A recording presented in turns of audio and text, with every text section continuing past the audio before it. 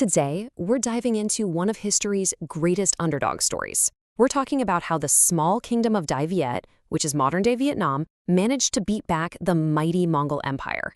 And not just once, but 3 separate times.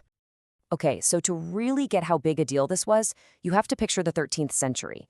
The Mongol Empire wasn't just an empire, it was the empire. They were this unstoppable force, right? The largest land empire in all of history. Their armies were legendary, and basically nobody had ever managed to stop them. Ever. All right, so the year is 1258, and the Mongols set their sights south on Đại Việt. And inside the royal court, total chaos. A lot of people were saying, look, we have to surrender. It's the only logical thing to do. But somehow, against all odds, the ruling Trần Dynasty decided, nope, we're going to fight. And their strategy? Oh, it was brilliant.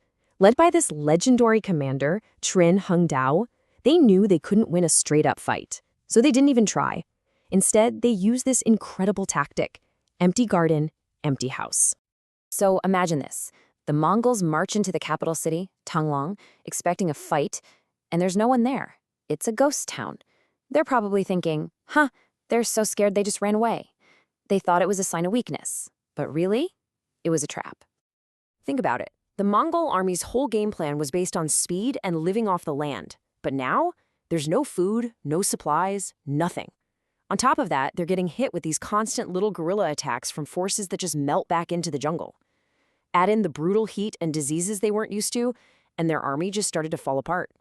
They had no choice but to make this awful, disastrous retreat. Now the Mongols, they did not take that loss well. This was a huge blow to their pride.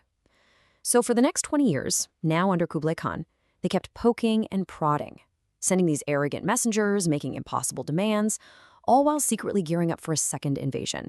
And this one was going to be much, much bigger. This time in between was absolutely critical, It was a real test of their resolve. Đại Việt used that time super wisely.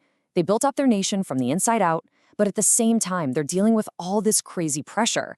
I mean, the Mongols had just taken over all of China and were breathing down their necks, demanding they just give up. So that big question came up again. Do we fight or do we surrender? And this time, the debate was even more heated. You had one side saying, look what happened to China. We can't win. Let's make peace and save our people. But the other side was like, no way. This is a trick. They just want an excuse to swallow us whole. And right into the middle of all this doubt steps Trần Hưng again. He issues this proclamation and, wow, it's not just a speech. It's pure fire.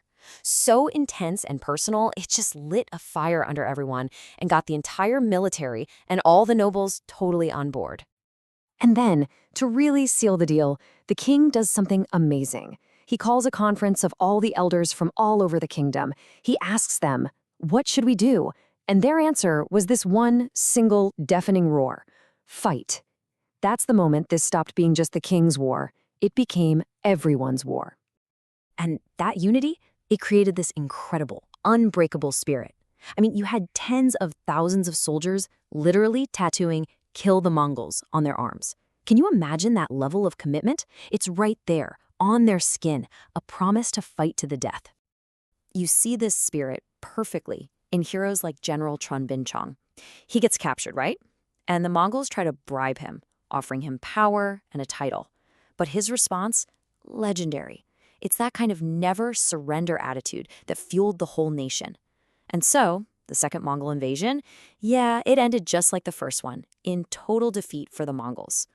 Okay, but Kublai Khan, he is just obsessed at this point. He can't let it go. So in 1287, he tries one more time, a third invasion.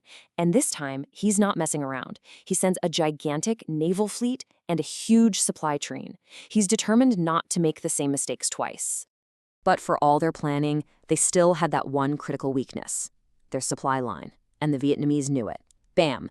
They hit them with this perfectly timed ambush and completely wiped out the Mongol supply fleet. So, just like that, the massive 300,000-strong army is stranded again. Their only way out, retreating by sea down the Bạch Đằng River. And this is where things get legendary. Trần Hưng sets up his absolute masterpiece. It's a trap of pure genius. They plant all these huge wooden stakes, tipped with iron, on the riverbed. At high tide, you can't see them. Then they send out a few of their own ships to basically say, hey, come and get us. They bait the entire Mongol fleet to chase them, right into the trap. And the result was an absolute catastrophe for the Mongols. The tide starts to go out, and suddenly, crunch. Their massive warships get impaled on these hidden stakes. They're stuck, they're breaking apart, they're completely helpless. That's when the Vietnamese forces swarm in from the riverbanks. It was a total annihilation, hundreds of ships lost. So the third and final invasion ends in the biggest, most humiliating defeat yet. The Mongol commander, Toggen, he had to flee for his life by hiding inside a bronze tube. I mean, can you imagine? What a way to go. That was the final nail in the coffin for the Mongol dream of conquering this land. All right, so 3 invasions, 3 unbelievable victories. What does it all mean? What's the takeaway from this incredible story? Well, it wasn't just one thing, was it? It was like a perfect storm of factors. You had this brilliant strategy that used the land itself as a weapon. You had incredible leadership that brought everyone together.